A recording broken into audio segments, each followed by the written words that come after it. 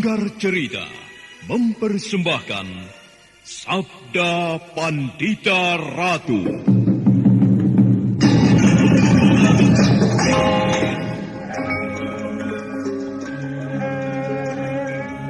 Jawablah, Ken Umang. Benarkah kau berada di belakang peristiwa ini? Tidak, Tuanku. Hamba tidak berada di belakang peristiwa yang baru saja terjadi. Kau tidak berbohong, Ken Umang? Baginda Tuanku tidak percaya kepada hamba. Jawab pertanyaanku. Kau tidak berada di belakang peristiwa ini? Tidak. Umang, aku minta jawab dengan kejujuranmu. Janganlah kau menimpakan sebuah kesulitan kepadaku. Jika sampai terjadi sesuatu pada Pangeran Pati, maka semua orang di Singasari akan menuduhku. Akulah sebenarnya yang melenyapkan Anusapati. Ayo, jawablah, Ken Umang. Baginda, hamba tidak mau Baginda bersikap kasar seperti itu kepada hamba. Hamba sudah menjawab bahwa hamba tidak berada di belakang peristiwa itu.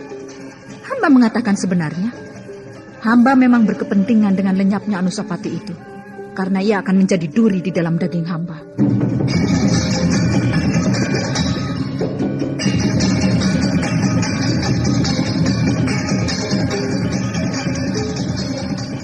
Sabda Pandita Ratu, sebuah kisah penuh dilema, tragedi cinta anak manusia, perebutan tahta, mabuk harta dan duniawi, serta silaunya kehormatan, di mana keangkara murkaan merajalela karena dendam yang membara.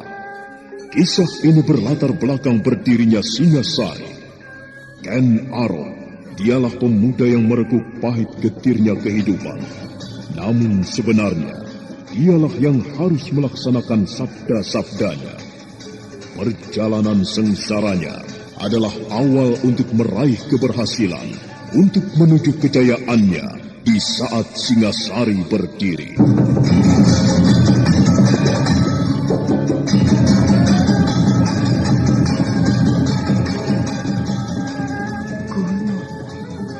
Gunung tidur akan meletus. Apakah ayahmu selama ini sedang mengamati gunung? Gunung apa? Seperti kurang pekerjaan saja mengamati gunung. Jika yang diamati adalah gunung yang akan meletus, siapapun mempunyai kepedulian besar terhadap peristiwa itu, Adi Tawang Alun, karena membahayakan jiwa orang banyak. Rasanya tidak. Dan aku kira bukan itu yang dimaksud oleh ayah. Tentu bukan gunung yang sebenarnya.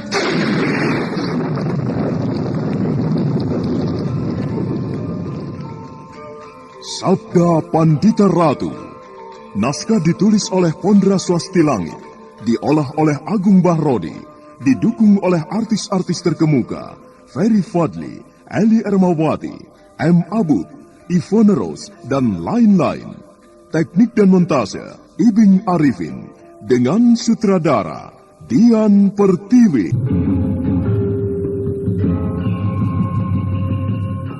Sabda Pandita Ratu. Kali ini dalam episode ke-22 dengan judul Bajang Canda Birowo.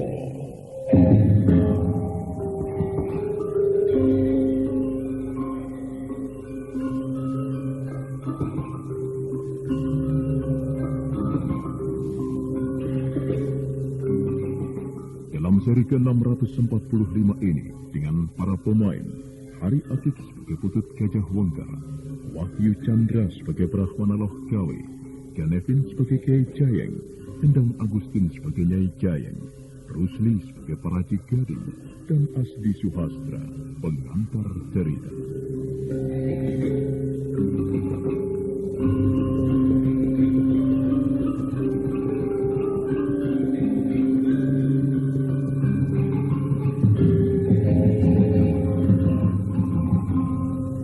Pembicaraan itu terhenti. Ketajaman pendengaran dan panca indera Brahmana Loh Gawe dan Putut Gajah Wengker mampu menangkap sesuatu yang tidak wajar. Serentak keduanya menoleh pada sebuah arah. Sandiwara Radio ini masih Anda dengarkan di channel YouTube Satria Collection. Jangan lupa tekan tombol like dan subscribe.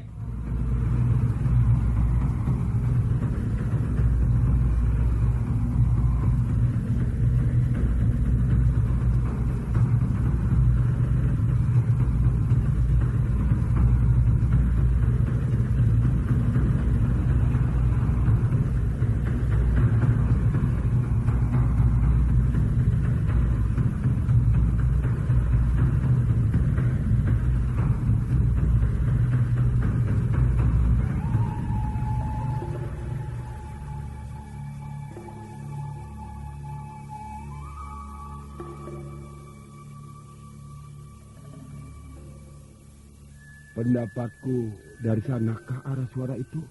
Benar.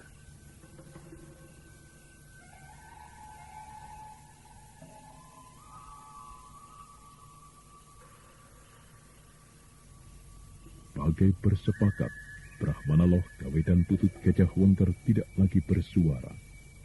Pada arah yang menjadi perhatian mereka itu, nampak seseorang tengah berjalan menyibak lebatnya padang ilalang.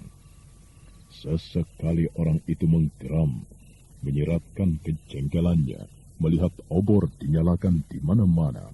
Lebih-lebih karena orang itu tidak melihat seorang pun yang berada di dekat obor-obor itu. Orang itu adalah para Cigading. Orang-orang tidak tahu diri. Bodoh sekali. Jika apa yang dilakukan itu mengganggu apa yang sedang dilakukan oleh Tuanku Ken Arok, mereka bisa ditumpasnya. Sial, mereka hanya membuat pekerjaan untukku saja. Beberapa saat para Cigading masih menebarkan tatapan matanya. Namun para Cigading tidak melihat siapapun kecuali obor-obor yang bertebaran dan suasana yang sunyi sepi. Brahmana Loh Gawe dan Putut Gajah Wengker melihat para Cigading memungut sebuah obor di dekatnya, lalu obor itu dimatikan. Para Cigading kemudian bergerak lagi, memungut lagi sebuah obor yang lain, dan obor itu pun dipadamkan pula. Bapak mengenal orang itu. Orang itu bernama Para Cigading. Benar. Ia bernama Para Cigading. Salah seorang murid perguruan pesanggaran yang berkhianat. Ia menguasai sebuah ajian yang langka, yaitu Panglimunan. Dengan lindungan ajian itu, orang itu bisa menghilang. Dan dengan cara itu pula, ia menyusup masuk di istana. Itu masih belum seberapa Kisanak Putut Gajah Wengker. Yang aku tidak habis mengerti, justru mengapa Sri Baginda menerimanya di sampingnya. Ia tentu jenis orang yang pintar mengambil hati, Bapak. Lihat, Bapak. Para Cigading itu telah memadamkan beberapa buah obor lagi.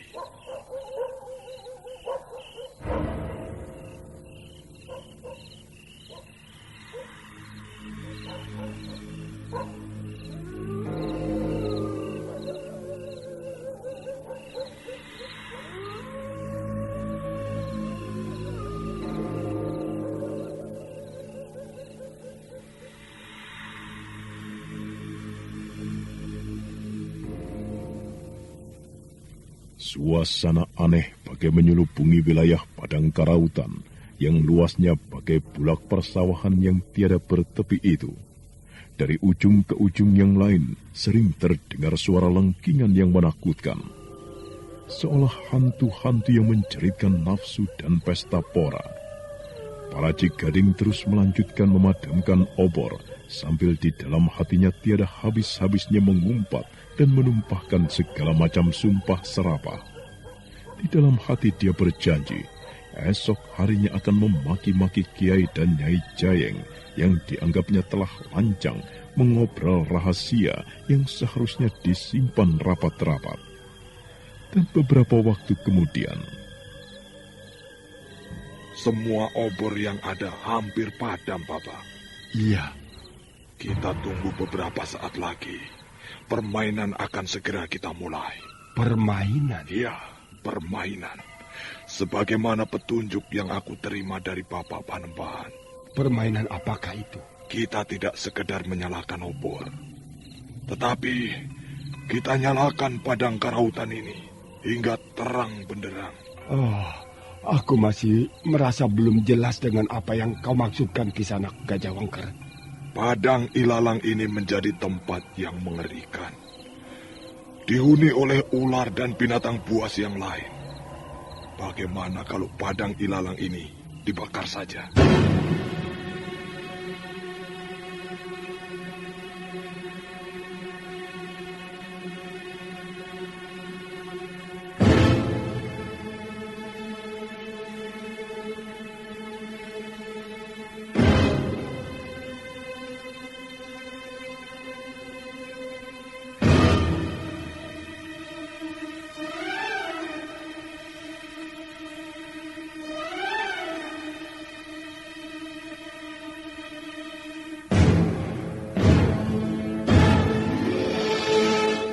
Brahmanaloh gawe tertegun sejenak, dan sesaat kemudian mengangguk-angguk mendengar jawaban itu. Bahkan setelah mencerna beberapa saat lamanya, sebuah senyuman menyungking di sudut bibirnya.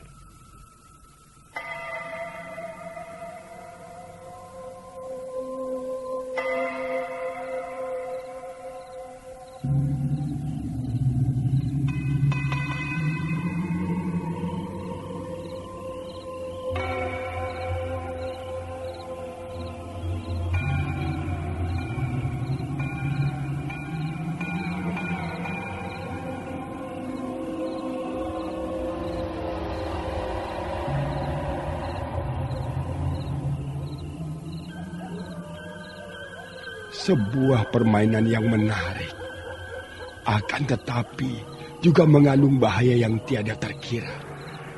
Sadarkah Kisanak dengan siapa kita berhadapan? Ken Arok itu.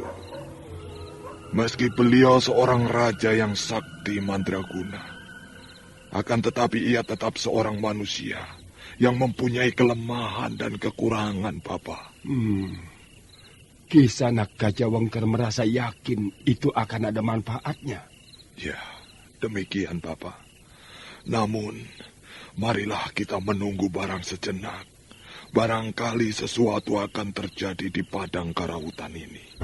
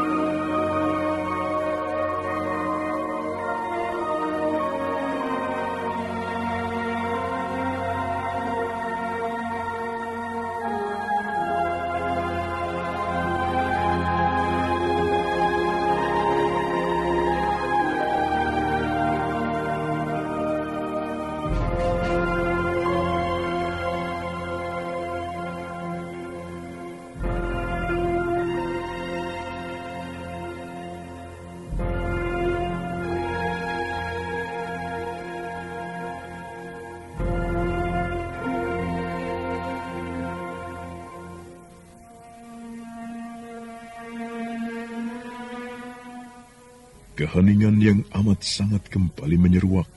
Bulan sepenggal yang berada di langit belahan barat nampak semakin rendah, bermanja-manja di atas selapis mega yang bagaikan menyangganya. Sang waktu terus berlalu, walaupun terasa sedemikian lambatnya. Tiba-tiba Brahmanaloh gawe yang menebalkan pandangan matanya berdesir.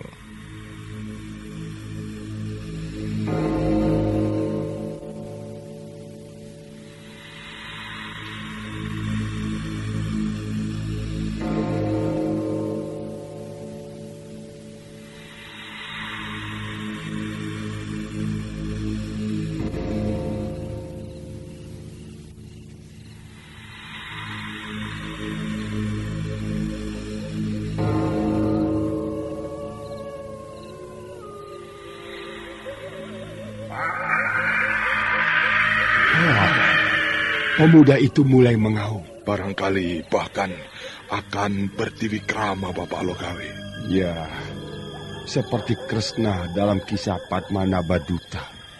Bertiwikrama menjadi raksasa yang luar biasa besarnya, yang membuat Raja Hastina ketakutan. Akan tetapi pemuda bernama Ken Arok itu bukan titisan Wisnu. Adakah sang Panembahan menengarai sebagai titisan Brahma? Atau putra Brahma yang diturunkan ke bumi? Sang Panembahan tidak pernah berbicara soal itu.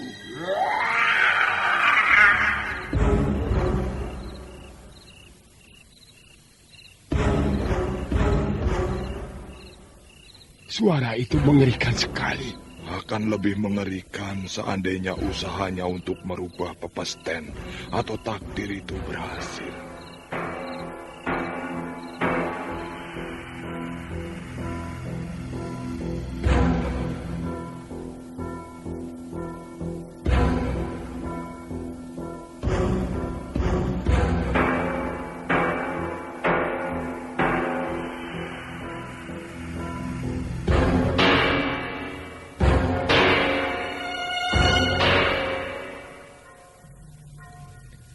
Sebenarnya lah, pada saat itu Ken Arok yang berdiri tegak dengan tangan menyembah menempel melekat di tengah dada, dengan mata yang terpejam bagaikan tidur, ada kalanya memperdengarkan suaranya yang mengerikan, suara auman yang muncul bagaikan di luar kehendaknya sendiri.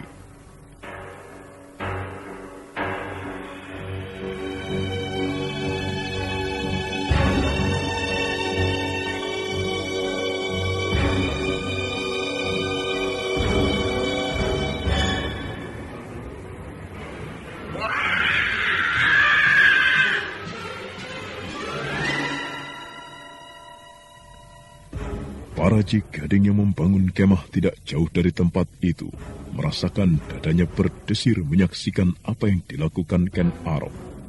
Ken Arok benar-benar pemuda yang luar biasa, pemuda pinilih yang membawa pertanda kasih dari dewa-dewa. Lamat-lamat di kening pemuda yang nampak sedang mesu berata itu terlihat cahaya temaram kebiru-biruan. Para Jigading berdebar-debar menyaksikan hal itu.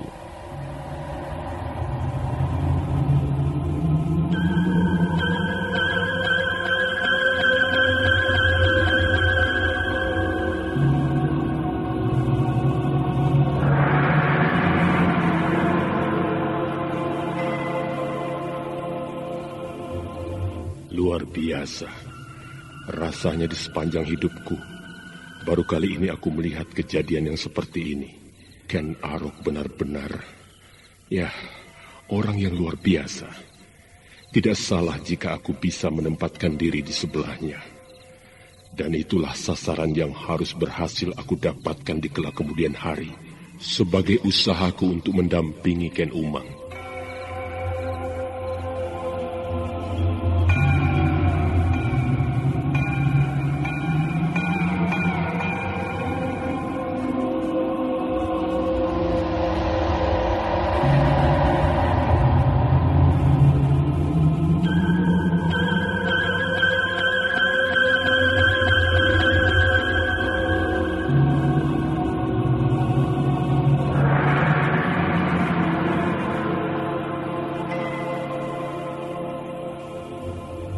Sejengkal lagi sang waktu terus bergeser. Bulan sepenggal semakin rendah dan menyentuh perbukitan di langit belahan barat. Untuk sejenak kemudian lenyap meski masih menyisakan pendar cahayanya. Oh, mengapa kau belum juga memulai permainan itu, Kisanak Gajah Wengker? Sekarang justru Bapak Lokawe yang tidak sabar. Iya. Rasanya waktu merambat sedemikian lama, malas sekali beringsut. Kita tunggu sebentar, Bapak, dan kita akan memulainya. Putut Gajah Wengker, kepercayaan Panembahan Dwipayana di kaki Gunung Gangsir itu, bangkit dari duduknya di atas sebongkah batu besar sebesar kerbau. Putut Gajah Wengker menebarkan pandangan matanya ke segala penjuru. Bagaikan sebuah kebetulan, Brahmana Loh Gawe pun melihat sesuatu. Oh, Kisanak, aku melihat sesuatu. Melihat apa, Papa? Percikan api. Lihat, itu di sana. Rupanya permainan akan segera kita mulai, Papa. Kita buat padang karautan ini menyala terang benderang. Sesuatu yang tentu akan menarik sekali.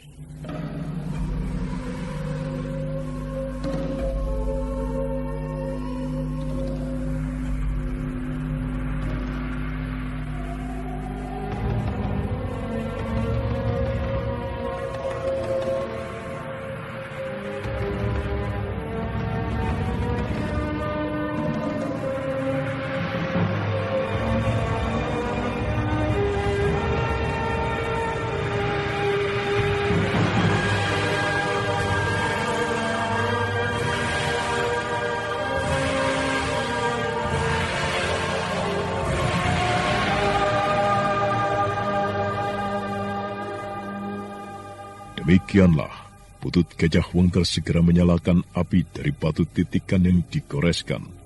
Percikan api yang mengenai sejumput tata lembut yang mudah terbakar. Gajah Wengker segera menyalakan oncor yang telah dipersiapkan. Dan dengan oncor itu, dibakarnya daun ilalang yang kering. Gajah Wengker berpindah lagi ke tempat lain dan mengulanginya lagi di tempat lain. Sementara Paracik Gading yang berbaring di atas sebongkah batu tersentak, dia bangkit dan memandang ke arah timur. Di sana, api telah berkobar membakar ilalang dengan ganasnya. Gila, perbuatan siapa itu? Rupanya memang ada orang yang berniat mengganggu Tuanku Sri Baginda dengan ulahnya itu. Kurang ajar. Jika api itu tidak dipadamkan, bisa terus merembet hingga ke tempat ini. Sebelah barat juga. Oh, itu benar-benar sebuah perbuatan gila. Perbuatan tidak tahu diri. Oh, bagaimana ini? Apa yang harus aku perbuat? Demit, iblis, diamput. Ini pasti perbuatan Brahmana yang bernama Loh Gawe yang telah menemuiku itu.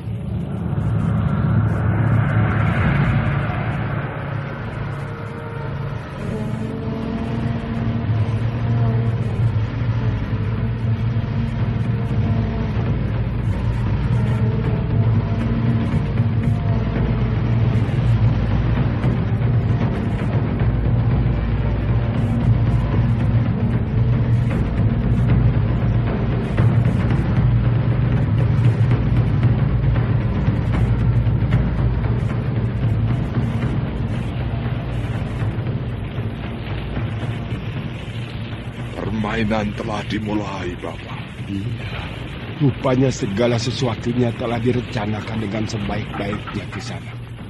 Dan itu membuatku merasa amat penasaran. Apa yang membuat Bapak Loh Gawe merasa sangat penasaran? Siapa orang yang menyalakan api dan membakar ilalang di seberang padang itu? Bapak Loh Gawe tentu bisa mendukanya. Sang Panembahan sendiri. Beliau hadir pula di tempat ini. Sang Panembahan berada di Padepokan. Oh, lalu yang melakukan itu siapa? Utusan Sang Panembahan dalam wujudnya sebagai Kyai Prabancana. Oh. Brahmana Loh Gawe mengangguk-anggukan kepala. Dia mengenal sosok Prabancana yang baru saja disebut oleh Putut Gajah Wengker. Prabancana masih mempunyai saudaranya yang lain yang bernama Prabangkara. Keduanya bukan manusia sebenarnya, tetapi wujud bayangan semu yang merupakan ajian andalan Sang Panembahan Dwipayana yang mampu hadir dimanapun sebagai kepanjangan dari kehendak Sang Panembahan sendiri. Sementara api berkobar semakin menjalar.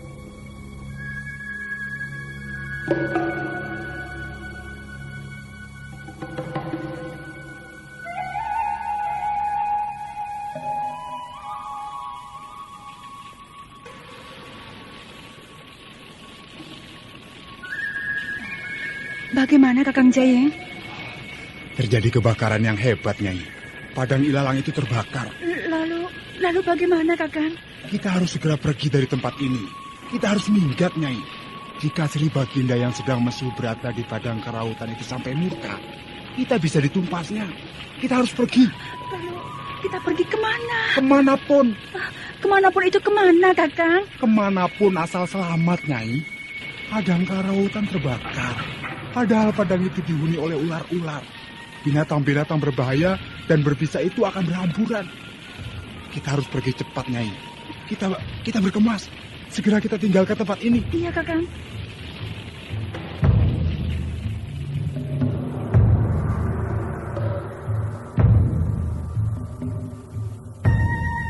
Kepanikan itu menjalar bukan saja dialami dan dirasakan oleh Kiai Jayeng dan istrinya, tetapi juga penduduk yang lain yang berdiam mengelompok dalam sebuah padukuhan di sebelah barat Padang Karautan.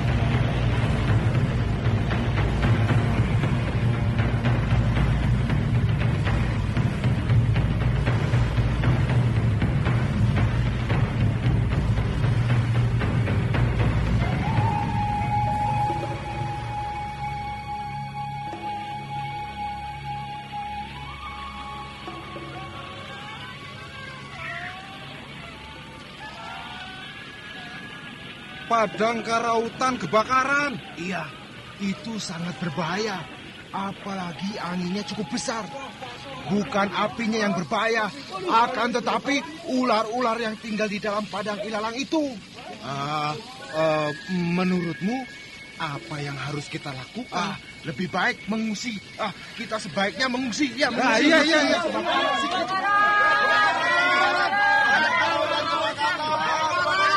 Mengungsi! Kita harus mengungsi! Bawa harta benda! Ayo! Kita harus pergi dari tempat ini!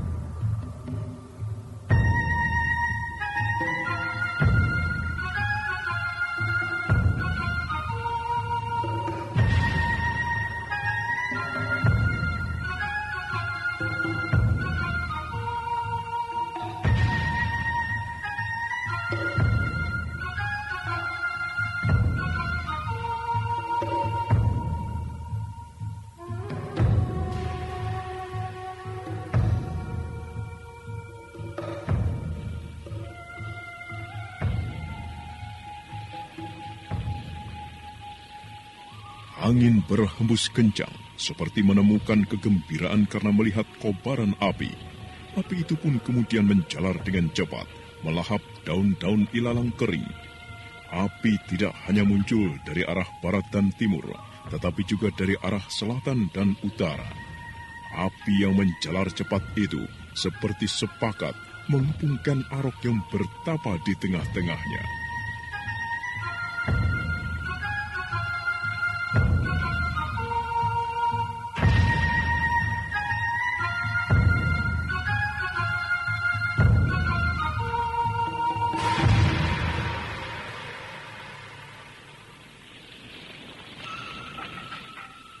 Perbuatan gila. Siapapun mereka yang melakukan itu, benar-benar orang gila. Aku harus menemukannya. Aku harus menemukan orang yang bermain-main dengan api itu. Hop, hiya!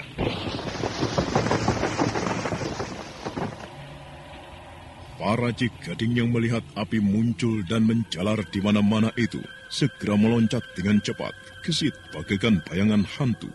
Tubuhnya terbang dan melenting untuk kemudian lenyap tidak kasat mata. Para Gading telah menyelupungi tubuhnya dengan aji panglimunan.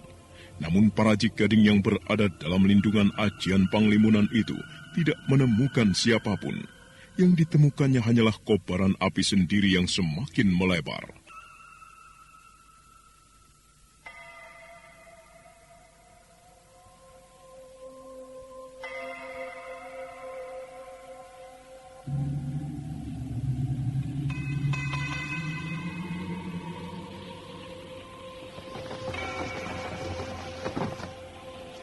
Sial, kemana dia? Kemana orang itu yang telah menimbulkan kebakaran ini? Demit, dia tentu bersembunyi di antara semak belukar, di antara tingginya padang ilalang itu. Sangat sukar untuk menemukannya. Tetapi aku akan terus menjelajahi sekitar tempat ini sampai aku temukan si keparat laknat itu.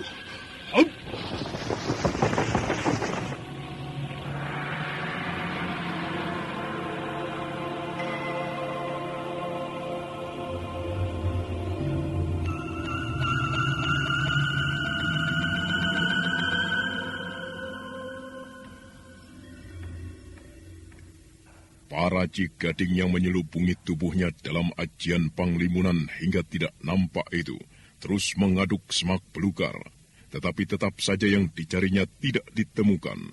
Hingga akhirnya para Gading menjadi jengkel sendiri dan mengurai ajiannya. Para Gading yang semula hilang itu kini menampak lagi.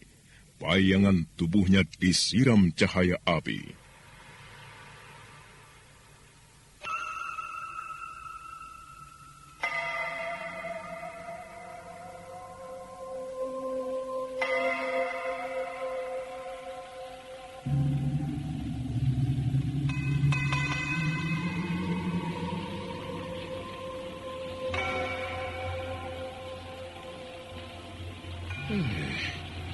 Siapapun dia.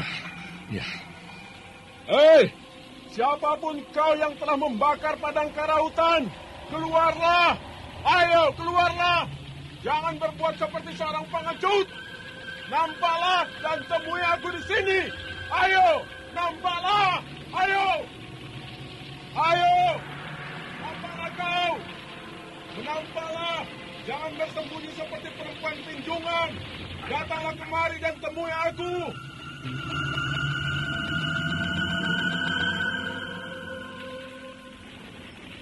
Ia memanggilmu Kisanak Putut Gajah Wengker. Biar saja Bapak Logawi. Kita tidak perlu melayani. Ia akan terus berteriak-teriak. Biar saja. Apa keberatan kita? Pengecut! Pengecut! Benar-benar sejenis pengecut yang tidak tahu malu kau! Aku tahu kau bersembunyi di balik ilalang. Mengapa kau tidak datang menemui aku, Ayo, keluarlah! Keluar kau! Menyenangkan sekali melihat orang berteriak-teriak itu, Bapak.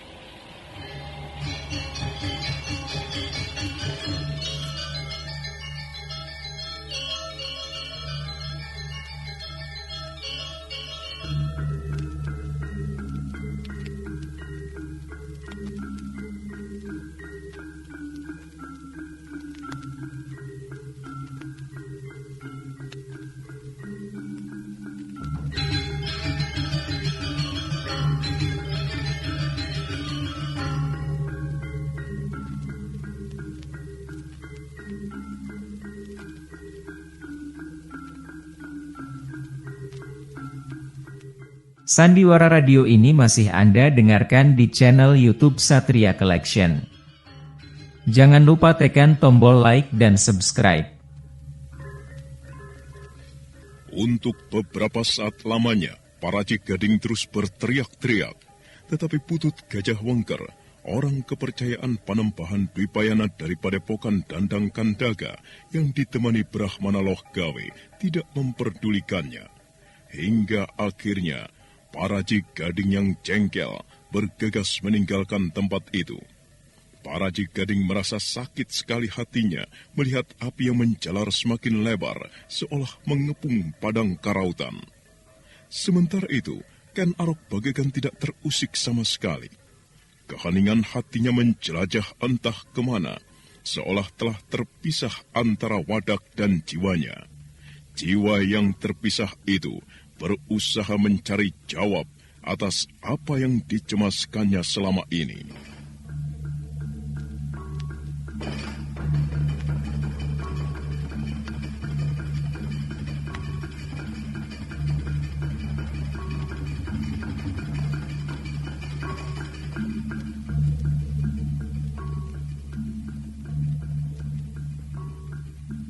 Aku harus menemukannya.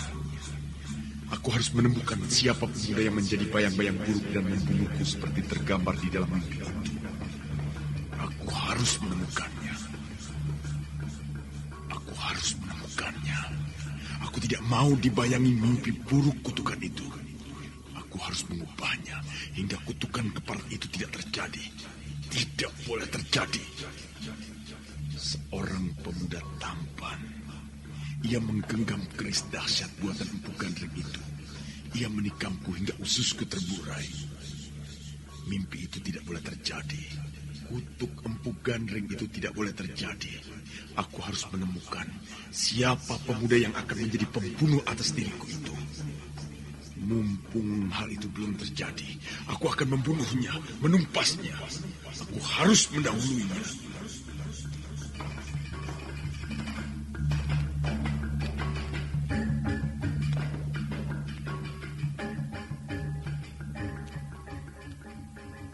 Demikianlah, Ken Arok terus berjuang memusatkan diri dalam keheningan cipta, pemusatan nalar dan budinya. Namun apa yang dilakukannya itu terasa amat berat, karena bayangan orang-orang yang dibunuhnya dan menyimpan dendam padanya muncul silih berganti.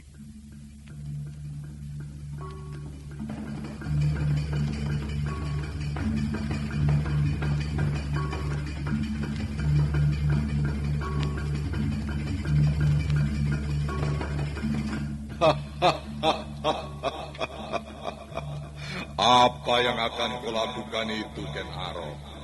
Kau akan menghindari kutukan itu? Kau pikir kau akan mampu, Ken Arok? Kau tidak akan bisa menghindarinya. Kelak akan tiba saatnya seseorang datang kepadamu dengan menjinjing keris Empu Gandring dan menikamkan ke perutmu. Ususmu akan terburai dan terbabat oleh keris itu. Kau tidak akan bisa menghindar dari buah yang harus kau petik, karena kau telah menanam pohonnya, Ken Arok. Aku tidak bisa membiarkan kau bebas dariku. Aku akan selalu membayangimu kemanapun kau berada. Aku akan menjadi hantu abadi yang selalu membayangimu, Ken Arok.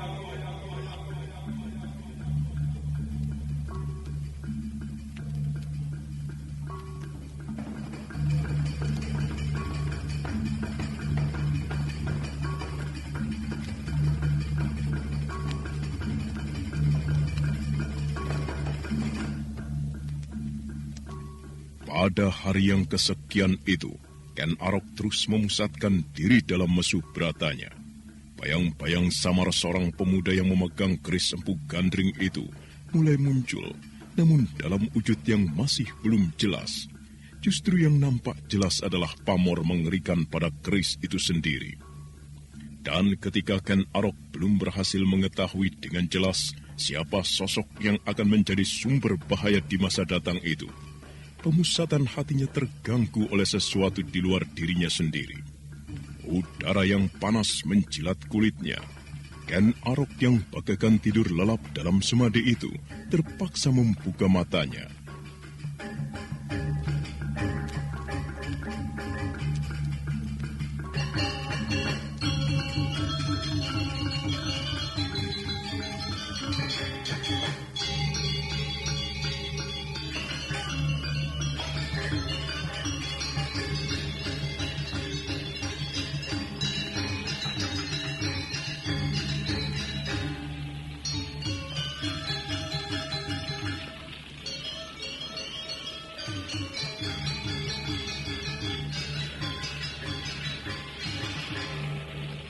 Gila, perbuatan siapa ini? Kurang ajar. Perbuatan siapa ini? Perbuatan siapa? Ken Arok menggigil menahan kemarahannya. Matanya liar memandang ke arah kobaran api yang merata di sepanjang tatapan matanya. Padang ilalang tak bertepi itu telah menjadi lautan api. Ken Arok menggeretakkan giginya. Di luar sadarnya, dia mengaum.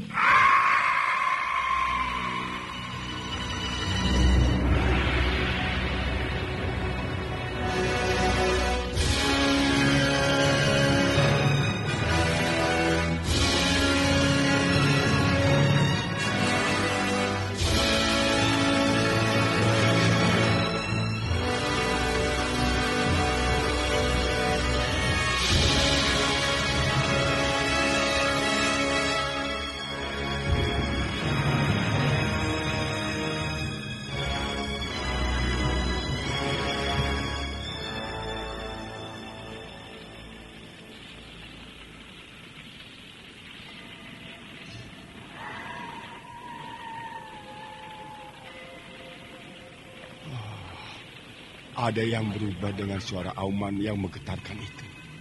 Kau bisa merasakannya, Kisana Gajah Mungkar? Aku bisa merasakannya, Bapak. Seperti auman luapan kemarahan. Nampaknya kobaran api ini telah berhasil menggagalkan tapa berata yang dilakukannya itu. Itulah yang memang kita harapkan, Bapak Lokawi.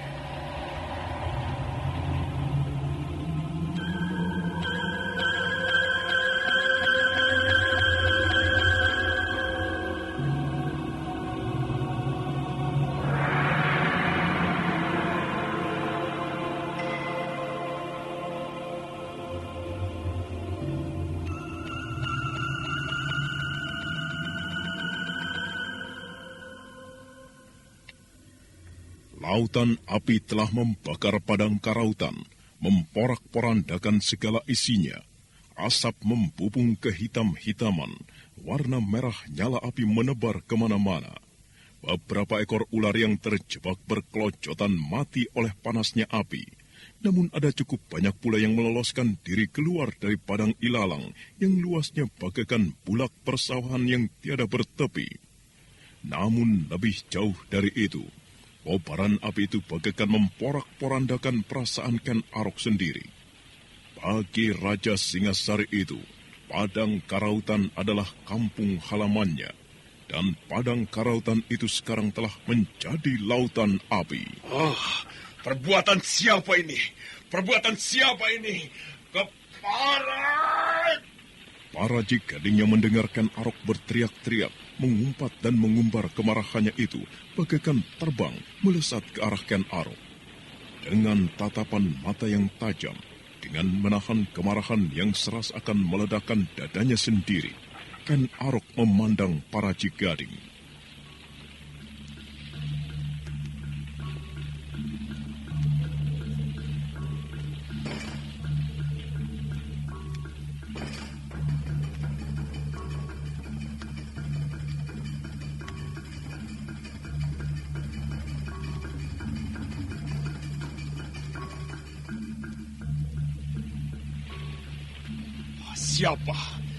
Siapa para Jigading?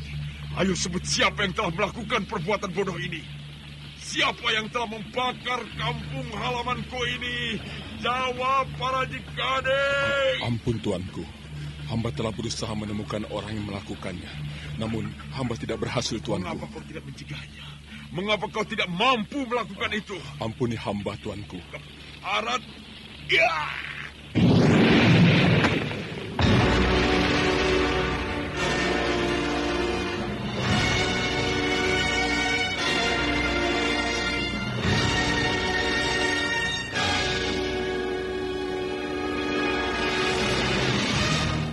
Para Jigading hanya pasrah ketika Ken Arok yang marah itu merasa harus melampiaskan kemarahannya dengan melepaskan kemampuan kekuatan kanuragannya yang luar biasa. Tetapi ternyata yang menjadi sasaran Ken Arok adalah sebongkah batu besar yang kemudian pecah meledak berhamburan. Sekali lagi Ken Arok mengayunkan tangannya. Seleret kekuatan dahsyat melesat dari tangannya, dan kobaran api yang menjadi sasarannya muncrat ke udara.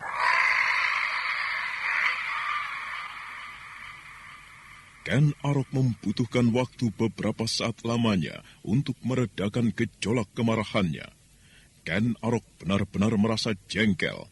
Telah beberapa hari ia mesuraga di tengah padang ilalang yang menjadi kampung halamannya itu. Dan pada saat dia hampir berhasil menemukan jawab dari teka-teki yang selama ini menghantuinya, tiba-tiba ada yang mengganggunya.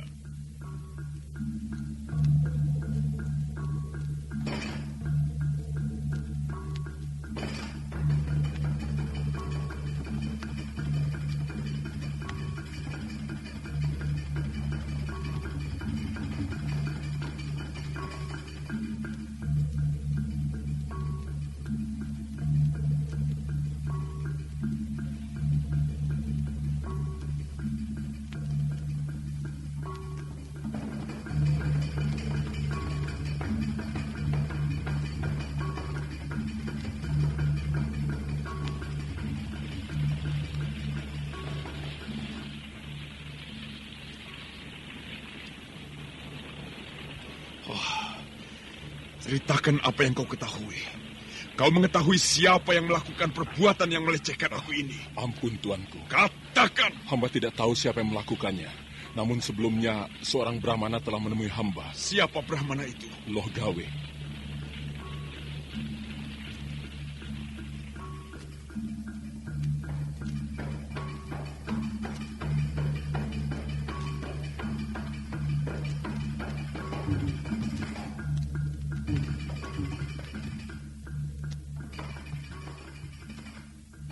Ken Arok terkejut mendengar jawaban itu.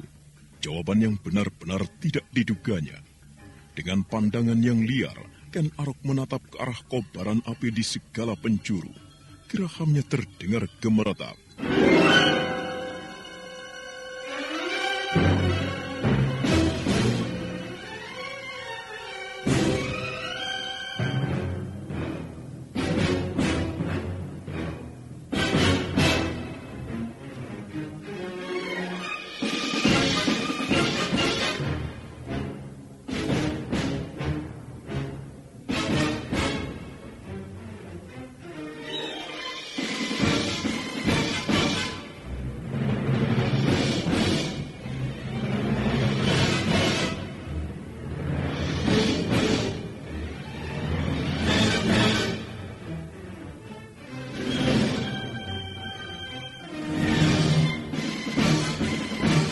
Nah, apa yang akan dilakukan Ken Arok yang merasa telah terganggu tapa beratanya?